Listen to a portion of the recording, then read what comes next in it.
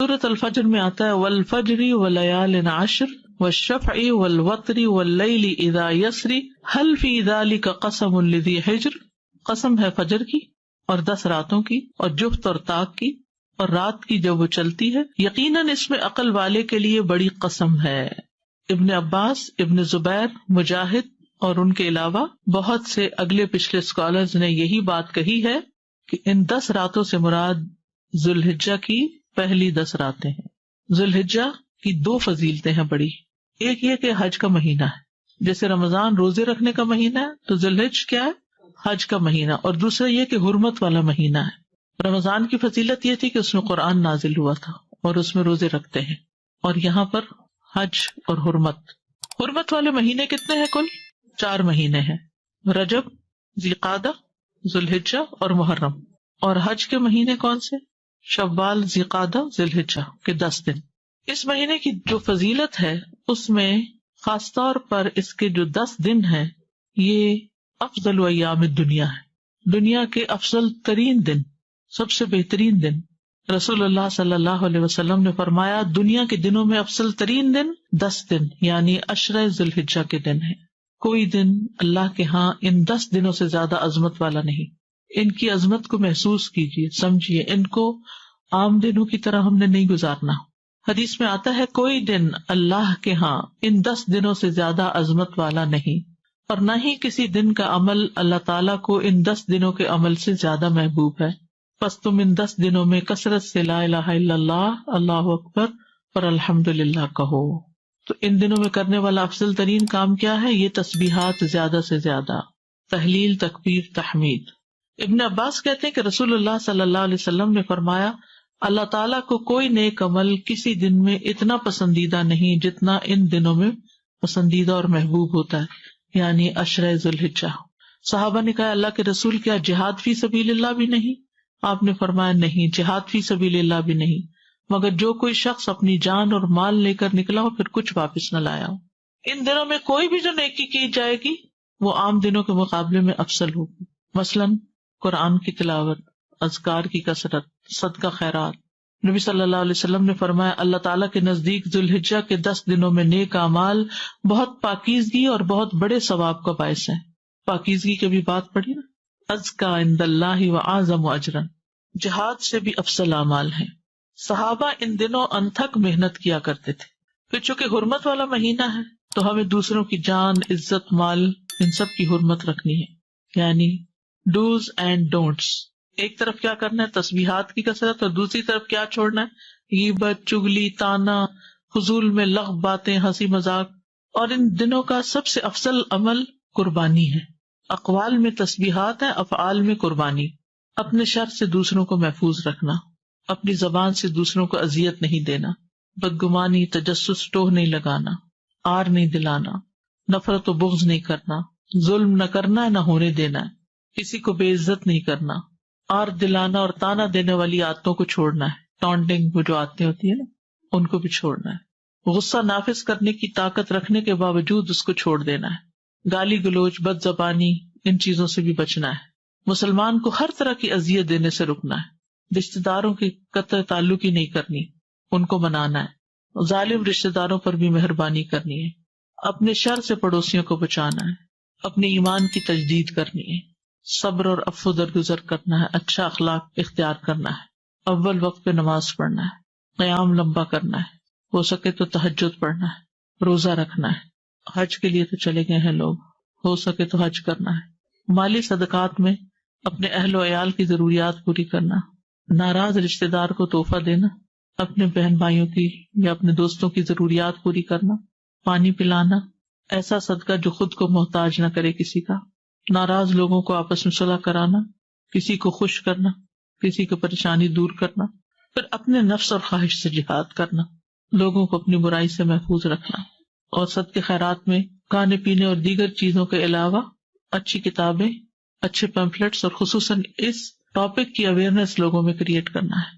قرآن کی تلاوت میں عام روٹین سے زیادہ پڑھنا ہے، اس کو انکریز کرنا ہے.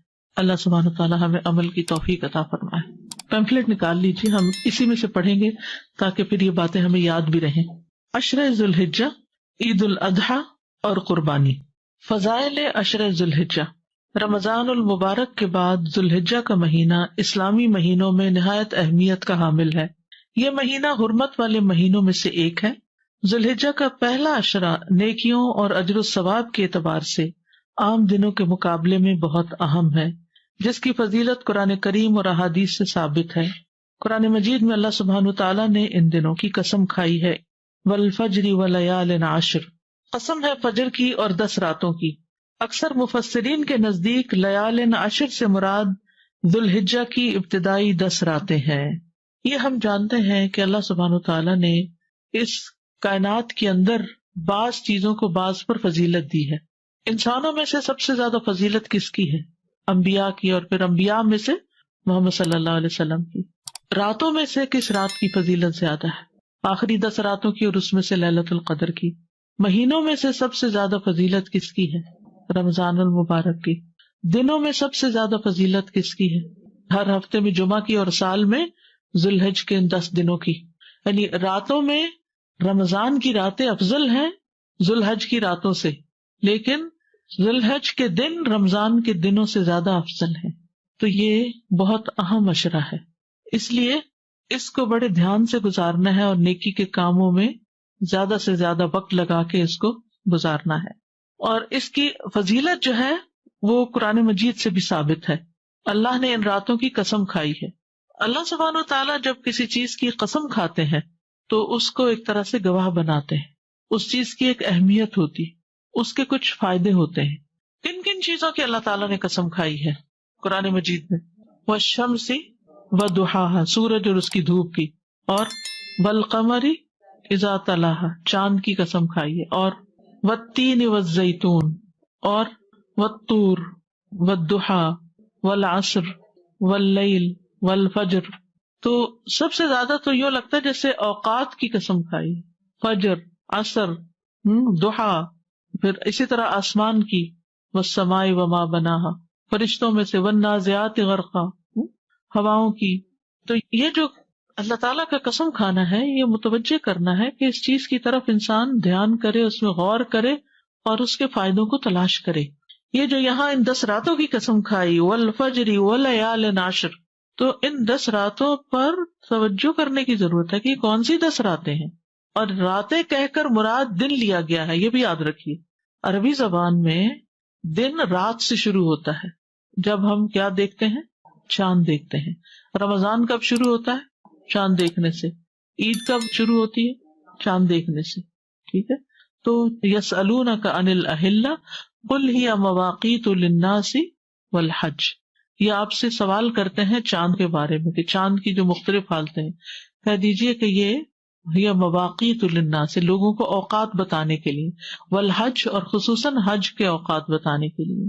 تو لیال سے مراد لٹرل میننگ تو اس کا رات ہے، لیکن اس میں دن بھی شامل ہے۔ جیسے ہم کہتے ہیں 10 دن ہو گئے ہیں اس کام کو شروع کیے ہوئے، تو اس کا کیا مطلب ہے؟ اونلی ڈیز یا نائٹ بھی؟ نائٹ بھی انکلوڈ ہے، ٹھیک ہے۔ تو جب رات کا لفظ بولا جاتا ہے تو دن اس میں شامل ہے۔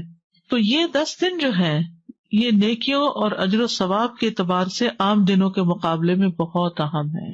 پورے سال کے دنوں میں آپ کو وہ فضیلت نیک اعمال کی نہیں ملے گی جو ان 10 دنوں میں ملے گی۔ لیکن ان 10 دنوں کا خاص عمل کیا ہے؟ اللہ تعالیٰ نے ان 10 دنوں میں اپنے ذکر کا خاص حکم دیا ہے۔ ارشاد فرمایا وَيَذْكُرُ اسْمَ اللَّهِ فِي أَيَّامٍ مَّعْلُومَاتٍ، سورۃ الحج آیت 28، اور معلوم دنوں میں اللہ تعالیٰ کا نام یاد کریں، یعنی اللہ کے نام کا ذکر کریں، ورد کریں۔ ابن عباس سے روایت ہے کہ ان معلوم دنوں سے مراد عشرہ ذوالحجہ کے 10 دن ہیں، اور ان 10 دنوں میں کیے جانے والے اعمال اللہ تعالیٰ کو دیگر دنوں کی نسبت زیادہ محبوب ہیں۔ ان 10 دنوں میں جو بھی نیکی کا کام آپ کریں گے، آپ اس کا اجر و ثواب زیادہ پائیں گے، اور اللہ کی محبت کو پانے کا ذریعہ بن جائے گا۔ کل ہی کسی نے مجھے سوال کیا کہ ہم اللہ کی محبت کیسے پائیں؟ ان 10 دنوں میں زیادہ سے زیادہ نیکیاں کما کے اللہ کی محبت حاصل کریں، کیونکہ اللہ تعالیٰ کو یہ بہت پسند ہے کہ لوگ ان 10 دنوں میں عام روٹین سے ہٹ کر زیادہ نیک کاموں کی طرف متوجہ ہوں۔ تو اس عشرے کے اندر کیا خاص خصوصیت ہے؟ حج کا دن ہے، عرفہ کا دن ہے۔ پورے سال میں سے سب سے زیادہ بخشش عرفہ کے دن ہوتی ہے۔ حتیٰ کہ رمضان کی راتوں سے بھی بڑھ کر یہ دن جو ہے بخشش کا دن ہے. تو اس لیے انسان کو اس دن کی یعنی اسی عشرے میں چونکہ آ رہا ہے تو اس دن کی اہمیت کو محسوس کرنا چاہیے اور دعا کرنی چاہیے اس دن خصوصاً کہ اللہ تعالیٰ ہمیں بھی جہنم سے آزاد کر دے. یعنی اس مہینے میں 10 دن تو اہم ہے ہی، لیکن اس کا 11واں دن جو مینا میں گزارتے ہیں حاجی، ان کے لیے وہ دن بھی بڑا امپورٹنٹ ہے. ایام تشریق بھی اسی مہینے میں ہے، تو یہ بہت فضیلت والے دن ہیں. اور قربانی والا دن، اس میں ہم کیا کرتے ہیں؟ قربانی کرتے ہیں. اب دیکھیے کہ رمضان میں ہم ایک ہی کام کر رہے ہوتے ہیں نا، روزے رکھ رہے ہوتے ہیں یا قرآن مجید تراویح رات کو پڑھ رہے ہوتے ہیں، ایوری ڈے تقریباً سیم عمل ہو رہا ہوتا ہے. لیکن عشرہ ذی الحج میں ملٹیپل کام کر رہے ہوتے ہیں جن میں قربانی بھی ہے، جان کا صدقہ بھی ہے، اور روزہ بھی ہے عرفہ کے دن کا، یا پھر حج کرنا ہے عرفہ کے دن، یا پھر یہ تکبیرات خصوصی طور پر پڑھنی ہے جو خود بتائی گئی. یعنی یہ سارے اعمال بتائے گئے کہ ان دنوں میں کیے جائیں، عشرہ ذی الحجہ میں کرنے کے کام. اور پھر ان 10 دنوں میں کوئی عمل اس عمل سے زیادہ محبوب نہیں، اور وہ کیا ہے؟ لا الہ الا اللہ اور اللہ اکبر اور الحمدللہ پڑھنا. اس لیے ان دونوں طرح کی تکبیرات کو صحابہ جو ہیں وہ پڑھا کرتے تھے، اور یہ اجر عظیم پانے کے بہترین مواقع ہیں. صحابہ کرام سخت محنت کیا کرتے تھے. سعید بن جبیر ذی الحجہ کے 10 دن داخل ہونے کے بعد عبادت میں بہت زیادہ کوشش کرتے، اتنی کہ ان کی ہمت نہ ہوتی جس پر، یعنی کہ اپنی ہمت سے بڑھ کے ان دنوں میں اپنے آپ کو تھکایا کرتے تھے. آپ کے پاس یہ دوسرا پیمفلٹ بھی ہے بلو کلر کا، ہے نا؟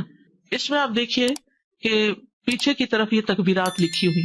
آپ یہ کر سکتے ہیں گھر لے جا کر اس کو اپنے وارڈروب پہ یا اپنے ڈریسنگ ٹیبل پہ یا کسی بھی جگہ جہاں آپ کی نظر زیادہ پڑتی ہے وہاں اس کو چپکا دے. اس کے علاوہ ایک اور کارڈ بھی آپ کو بک اسٹال سے مل جائے گا جس میں صرف تکبیرات لکھی ہوئی.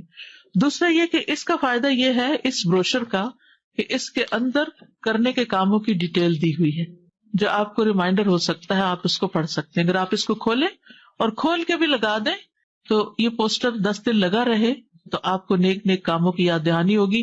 آپ چاہیں تو اس کو کسٹمائز کر کے اپنے پرسنل مزید کوئی چیزیں اس میں لکھنا چاہیں جو اس میں نہیں لکھی ہوئی تو وہ بھی آپ لکھ سکتے ہیں. کیونکہ یعنی نماز، روزہ، قرآن مجید، ذکر اور دعا، صدقہ و خیرات، خدمت خلق، عید اور قربانی، متفرقات، یہ ساری چیزیں ان 10 دنوں میں جمع ہو سکتی ہیں. کیونکہ کسی بھی دن کیا ہوا عمل اللہ تعالیٰ کو ان 10 دنوں میں کیے ہوئے عمل سے زیادہ محبوب نہیں. دوسرا اہم کام جو ان دنوں میں کرنے کا ہے وہ ہے روزہ رکھنا. اب اس میں بہت جھگڑا ہوتا ہے کہ عرفہ کا دن یہاں کا ہو یا وہاں کا ہو. تو اصل حکم تو جہاں آپ رہتے ہیں اسی کی تاریخ کو دیکھا جائے گا، ورنہ اگر آپ کسی اور جگہ کے مطابق عرفہ مناتے ہیں تو اگلا دن پھر عید کا بھی کریے، پھر وقفہ دے کے تو عید نہیں ہوتی. لیکن اگر آپ کے دل میں پھر بھی اطمینان نہیں تو 2 دن روزہ رکھ لیجیے، ایک عرفہ کے میدان والے دن کا عرفہ کا دن اور ایک یہاں کا عرفہ کا دن. تو انشاءاللہ تعالی اللہ سبحانہ وتعالی قبول فرمائے. اور بہت ہی برکت والا روزہ ہے. یعنی آپ دیکھیے کہ رمضان کے روزے سے بھی برکت والا ہو گیا کہ یہ روزہ 2 سال کے گناہوں کی معافی کا ذریعہ بنے گا. اور ویسے بھی روزے کا ثواب کیا ہے کہ انسان کے چہرے کو 70 سال دور جہنم کی آگ سے کر دیتا ہے ایک روزہ. یعنی ایک روزہ آپ رکھتے ہیں تو آپ جہنم سے 70 سال دور ہو جاتے ہیں. اور پھر اگر دوسرا رکھتے ہیں تو 70 اور جمع کر لیں اور پھر اور کر لیں اور پھر اور کر لیں. تو روزے جو ہیں، جس کسی کو ہیل فائر سے ڈر لگتا ہو اور خوف آتا ہو تو چاہیے کہ پھر روزے رکھا کرے. اور خصوصاً جن کو اللہ نے صحت دی ہے، جوانی دی ہے، وہ ضرور کوشش کریں. یعنی جب انسان کے اوپر ضعیفی آ جاتی ہے، بزرگی، تو پھر ذرا مشکل ہو جاتا ہے. اور اگر دن لمبے ہو، میری والدہ 78 ایئرس کی تھیں اور جس مہینے میں فوت ہوئی ہیں اس مہینے کے بھی 3 روزے انہوں نے، جیسے یہاں اس حدیث میں ہے کہ ایام 20 کے روزے، وہ اس مہینے کی بھی انہوں نے رکھے، بلکہ اس ڈر سے کہ کہیں شروع نہ ہو گیا، انہیں پتہ نہیں چلا تو 1 دن پہلے بھی روزہ رکھ لیا. تو بدھ سے شروع ہونے تھے، انہوں نے منگل کا بھی رکھ لیا کہ کہیں میں بھول نہ گئی ہوں. ہوتا نا بڑے ہو کے انسان کو ڈیٹس اور دن اور وہ اوقات میں بعض اوقات خلل ہو جاتا ہے کہ کہیں مس نہ ہو جائے. تو ہمیں بہت زیادہ اپنے طور پہ کوشش کرنی چاہیے. پھر اگر بیمار ہیں آپ، کسی وجہ سے ہمت نہیں ہے، تو اللہ تعالیٰ جانتا ہے کہ آپ کی نیت کیا ہے. لیکن پہلے سے اگر نیت ہو نہیں میرے لیے تو بڑا ہی مشکل کام ہے، میں نہیں کر سکتا، تو پھر واقعی مشکل ہو جاتا ہے. ہوتا یہ ہے کہ جس طرح آپ سوچنے لگتے ہیں نا، چیزیں ویسے ہی ہونے بھی لگ جاتی ہیں. ہر چیز کی ایک فریکوینسی ہوتی ہے اور ایک آپ کے دماغ کی فریکوینسی. تو یہ ایک فریکوینسی دوسری سے جب ملتی تو پھر وہ ویسے ہی چیزیں نظر آنے لگتی ہیں اور ویسے ہی ہونے لگتی ہیں. تو اب آپ دیکھ رہے ہیں کہ یہ جو دن ہے حرمت والے اور فضیلت والے، ان میں عید بھی آ جاتی ہے، اور اس اعتبار سے بھی اس کی اہمیت ہے. ویسے تو ذوالحج کے مہینے کی فضیلت دو اہم اعتبار سے ہے. ایک یہ کہ اس میں حج ہوتا ہے، اور دوسرا یہ کہ وہ حرمت والا مہینہ ہے جن میں جان، عزت اور مال کی حرمت کا پاس رکھنا چاہیے. اور اس عظیم مہینے میں سب سے عظیم دن ہے، اور اس عظیم دن میں، عید والے دن میں، سب سے عظیم کام قربانی کرنا ہے اور حرمتوں کو پامال نہ کرنا. حرمتوں کو پامال کرنا کیا ہے؟ کہ کسی کی جان، مال، عزت پر ہاتھ اٹھانا، زبان کھولنا. حسن رضی اللہ عنہ نبی صلی اللہ علیہ وسلم کے اس قول کہ صبح آدمی ایمان والا ہوگا اور شام کو کافر، یا شام کو ایمان والا ہوگا اور صبح کافر، کے متعلق بیان فرماتے تھے کہ صبح کو اپنے بھائی کی جان، مال اور عزت کو اپنے اوپر حرام سمجھے گا، لیکن شام کو حلال سمجھنے لگے گا. اور اسی طرح شام کو حرام سمجھتا ہوگا اور صبح اس کو حلال کر لے گا. یعنی وہ اس حدیث کا مفہوم یہ بیان کیا کرتے تھے کہ ایک شخص ایمان میں ہے، دوسروں کے بارے میں اچھا گمان رکھتا ہے، شام تک موڈ ہی بدل گیا اور غیبت شروع کر دی یا کوئی الزامات دینے شروع کر دیے. تو اس لیے ان دنوں میں جہاں کچھ کرنے کے کام ہے وہاں کچھ نہ کرنے کے کام بھی ہے. جیسے کل میں نے عرض کیا تھا نا کہ دین مکمل نہیں ہوتا جب تک کہ ہمارے اعمال میں سے کچھ عمل آئے نہ اور کچھ عمل نکلے نہ. ہم بعض اوقات کرنے والے کام تو بہت سے کرتے رہتے ہیں اور نہ کرنے والے کام چھوڑتے نہیں ہیں، جن میں خصوصی طور پر حرمتوں کو پامال کرنا، کسی کی جان، مال، عزت، آبرو.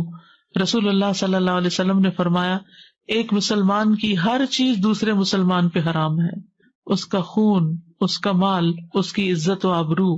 اپنے ہر قسم کے شر سے دوسروں کو محفوظ رکھنا چاہیے. نبی صلی اللہ علیہ وسلم نے فرمایا تم میں سب سے بہتر وہ ہے جس سے خیر کی امید ہو. یعنی جب وہ سامنے سے آ رہا ہو تو آپ کہیں کوئی اچھی بات ہی کرے گا، اس کے منہ سے اچھی بات نکلے گی، یہ مجھے ذلیل نہیں کرے گا، یہ میرے ساتھ بدتمیزی نہیں کرے گا، یہ مجھے کوئی ٹانٹ نہیں کرے گا، یہ میرے پہ کوئی چڑھائی نہیں کرے گا، خیر ہی ہوگی اس سے. تو آپ سوچئے کہ ہماری پرسپشن کیا ہے جب ہم کسی سے ملتے ہیں یا دور سے آ رہے ہوتے ہیں تو لوگ ہمیں دیکھ کے کیا فیل کرتے ہیں؟ اچھا فیل کرتے ہیں یا they get scared کہ پتہ نہیں ابھی کیا ہونے والا ہے، کیا کرے گا، کون سی بات مجھے پرانی یاد کرا دے گا اور کہاں سے تانا دے دے گا. یعنی کچھ لوگوں سے اپنی عزت بچانی پڑتی ہے اور ایسے لوگ کترا کے نکل جاتے ہیں. اور کچھ لوگ ہوتے ہیں کہ جن کے ملنے کا انتظار رہتا ہے کہ وہ آئیں اور ان سے کوئی خیر کی بات سنیں.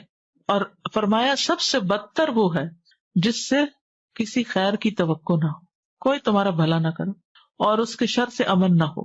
اس لیے بہت ضروری ہے کہ ان دنوں میں غیبت، چغلی وغیرہ سے بچنا چاہیے، اپنی زبان سے دوسروں کو اذیت نہیں دینی چاہیے، آپس میں نفرت اور بغض کو چھوڑ دینا چاہیے، نہ ظلم کرنا چاہیے نہ ہونے دینا چاہیے، کسی کو بے عزت نہیں کرنا چاہیے، آر دلانے اور تانا دینے والی عادتوں کو چھوڑ دینا چاہیے.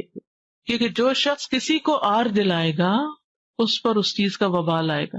ٹھیک ہے، رسول اللہ صلی اللہ علیہ وسلم نے فرمایا اگر کوئی آدمی تمہارے کسی برے فعل پر جسے وہ جانتا ہے تمہیں آر دلائے تو تم اس عیب کو جسے تم جانتے ہو اسے تانا مت دینا. یعنی کسی نے تمہیں تانا دے دیا ہے تو بدلہ لینے کے لیے تانا نہ دینا، کیونکہ اس چیز کا وبال اس پر ہوگا جو اس نے کی ہے. تو یہ بہت اہم چیز ہے. بالکل جیسے حج کے دنوں میں کیا حکم ہے کہ فلا رفث ولا فسوق ولا جدال فی الحج، کہ گناہ کے کام نہیں، جھگڑا نہیں، بے حیائی کے کام نہیں. پھر گالی گلوچ اور بد زبانی سے انسان کو بچنا چاہیے، ہر قسم کی اذیت سے دور رہنا چاہیے. یعنی جیسے سب کے سامنے تھوک دینا، گلی بازار پہ کوڑا پھینکنا، پیشاب کر دینا کسی کے سامنے، اس طرح کی جو بھی چیزیں دوسروں کو اذیت دینے والی ہیں. پھر اسی طرح قطع رحمی کے وبال سے بچنا چاہیے، کیونکہ قطع رحمی کرنے والے کے اعمال قبول نہیں ہوتے، اور جو رشتوں کو کاٹ کے رکھتا ہے یا جھوٹی قسم اٹھاتا ہے وہ مرنے سے پہلے اس کا وبال دیکھ کر رہے گا. ظالم رشتہ داروں پر بھی مہربانی کرنی چاہیے، خادموں پر زیادتی سے بچنا چاہیے، پڑوسیوں کو شر سے بچانا چاہیے۔ عید کے دن 2 رکعتیں بس جلدی سے پڑھ کے فوراً لوگ کھڑے ہونے لگتے ہیں، یا تو واپس جانے لگتے ہیں یا پھر ایک دوسرے سے گلے ملنے لگتے ہیں، امام صاحب بول رہے ہیں، پرواہ ہی نہیں ہے۔ تو جتنی نماز امپورٹنٹ ہے، ایسے ہی یہ نماز کا حصہ ہے، یہ خطبہ بھی سننا لازم ہے۔ تو اس وقت خاموشی ہونی چاہیے، جیسے جمعے کے خطبے میں خاموشی ہوتی ہے، پورے ادب، احترام اور وقار کے ساتھ۔ ہوتا یہ ہے کہ بعض اوقات ہم لیٹ پہنچتے ہیں، اسی لیے یہاں یہ بھی لکھا گیا جلدی پہنچے۔ لیٹ پہنچتے ہیں، راستے میں بیٹھ جاتے ہیں یا گاڑی ڈبل پارکنگ کر کے آ جاتے ہیں، تو پھر جلد بازی ہوتی ہے کہ بس سلام پھیریں اور فوراً نکلیں، یا پھر کام پہ جانے کی جلدی ہوتی ہے، تو یہ ان آداب کے خلاف ہے بات، تو اس پر توجہ کرنی چاہیے۔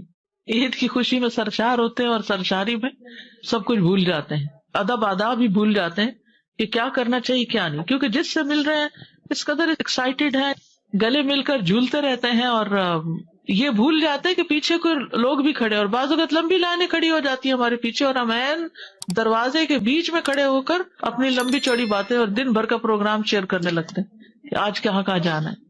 تقبل اللہ منا و منکم، اللہ تعالیٰ ہم سے اور آپ سے عبادت قبول فرمائے۔ نماز عید کے لیے ایک راستے سے جانا اور دوسرے سے واپس آنا، ہلکے پھلکے کھیلوں اور اشعار کے ذریعے خوشی منانا۔ جی، بچوں کے ساتھ یعنی خاص طور پر کچھ نہ کچھ ایسا پروگرام رکھا جائے کہ جس سے انہیں محسوس ہو کہ آج خوشی کا دن ہے۔ قربانی جو ہے نا، یہ اللہ کا قرب حاصل کرنے کے لیے کی جاتی ہے۔ لوگ اس میں بڑی لمبی چوڑی بحثیں کرتے ہیں، جس کے پاس 7.5 تولے سونا ہو اس پر قربانی واجب ہے، اور جس کی جاب اتنے پیسوں کی ہو وہ قربانی کرے گا۔ تو اصل بات یہ ہے کہ قربانی اللہ کے قرب کے لیے ہوتی ہے، کہ ہم اللہ کے قریب ہوں، اور اللہ کی محبت میں کی جاتی ہے، شکرانے کے طور پر ادا کی جاتی ہے کہ اللہ نے ہمیں نعمتیں دی ہیں، ہم دوسروں کو بھی نعمتوں میں شریک کریں۔ تو اس میں لمبی چوڑی مین میخ نہیں نکالنی چاہیے، اور اگر آپ کے اندر وسعت ہے تو قربانی کر لیں، کیونکہ اصل چیز ہے وسعت، کہ آپ اپنے اخراجات پورے کرنے کے قابل ہیں، اور اگر ایک قربانی بھی سب گھر والوں کی طرف سے ہو جائے تو کافی ہوتی ہے۔ قربانی کے بعض اوقات لوگ عجیب و غریب مقاصد بنا لیتے ہیں، دوسروں کو شو آف کرنا، دکھاوا کرنا، اور تفاخر اور مہنگے مہنگے جانور خریدنا، تو یہ کوئی دکھاوے کا موقع نہیں ہے، بلکہ خالصتاً اللہ کو راضی کرنے کے لیے قربانی کرنی چاہیے۔ فَصَلِّ لِرَبِّكَ وَانْحَرْ، یعنی اللہ کو نہ خون پہنچے گا نہ گوشت پہنچے گا، خون زمین میں گر جائے گا اور گوشت ہم کھا لیں گے۔ وہاں کیا جائے گا؟ دلوں کا تقویٰ۔ تقویٰ میں کیا ہے؟ اللہ سے محبت کتنی، اللہ کا خوف کتنا ہے۔ یعنی اس قربانی کی عید کے بعد ہمارے تقویٰ میں کیا اضافہ ہوا، یہ ہے سوال۔ قرب میں کتنا اضافہ ہوا اور تقویٰ میں کتنا اضافہ ہوا، ہم سب کو اپنے آپ سے پوچھنا ہے کہ عشر ذی الحج کے بعد ہماری کیفیات کیا ہیں، اور اگر پہلے حال سے بھی گئے ہیں صرف پکنک بنا کے اور باربیکیو کر کے ادم شور ہنگامہ، تو پھر ہم نے اصل مقصد تو کھو دیا۔ تو اس لیے آپ کو یہ جو گفٹ دیا گیا ہے، تو جب کسی کو گفٹ دیا جائے تو اس کو کیا کرنا چاہیے؟ اس کو استعمال بھی کرنا چاہیے اور واپس بھی کرنا چاہیے۔ جی، اذا حییتم بتحیۃ فحیوا باحسن منہا وردوہا، تو جنہوں نے آپ کو گفٹ دیا ہے، جنہوں نے بھی دیا ہے، وہ چاہتے ہیں کہ آپ ان کے ثواب میں اضافہ کرتے ہوئے اس کو کسی کے ساتھ شیئر کریں، گھر والوں کے ساتھ اس کو شیئر کریں۔ آپ یہ بھی کر سکتے ہیں کہ گھر والوں کو اکٹھے بٹھا کے تھوڑا تھوڑا انہیں سے ریڈ کروا لیں، اگر اردو آتی نہیں آتی تو خود ان کو پڑھ کے سنا دیں، یا اس کا انگلش بھی ہے وہ ان کو سنا دیں۔ اس کا فائدہ کیا ہوگا کہ سب کو ریمائنڈر ہو جائے۔ یہ میں نے خود تیار کروایا تھا، اس پہ ریسرچ کی تھی، سب کچھ کیا تھا، لیکن خود مجھے ذاتی طور پر ہر سال اس کو پڑھنے کی ضرورت محسوس ہوتی ہے، کیونکہ علم پرانا ہو جاتا ہے، بھول جاتی ہیں باتیں، روح نہیں زندہ رہتی، وہ چیزیں نیچے ہی دب جاتی ہیں، پھر ان کو نکال کے فریش کرنا پڑتا ہے۔ تو اس علم کو زندہ کرنے کی ضرورت ہے، کسی نہ کسی کے ساتھ ضرور شیئر کریں، چاہے لکھ کے کریں، بول کے کریں، پوسٹ کر کے کریں، دے کے اور مزید لے کے بانٹ کے، یعنی کچھ نہ کچھ اس میں حصہ ڈالیں، ٹھیک ہے۔ اور اگر آپ ساری کائنات پر غور کریں تو ہر چیز کچھ نہ کچھ قربانی کرتی ہے۔ اب جیسے ایک درخت ہے، کتنی تکلیفیں اٹھا کے وہ سردی گرمی میں کھڑا رہتا ہے، پھلوں کا بوجھ اٹھاتا ہے، لیکن وہ پھل سارے خود کھا جاتا ہے۔ کون کھاتا ہے وہ پھل؟ ہم کھاتے ہیں۔ سمندر کا پانی ہے، وہ بھاپ اڑتی ہے، ہوائیں اس کو اٹھاتی ہیں، تکلیف اٹھاتی ہیں ہمارے لیے، لے کے اڑتی ہیں، اور پھر وہ کون فائدہ اٹھاتا ہے؟ ہم فائدہ اٹھاتے ہیں۔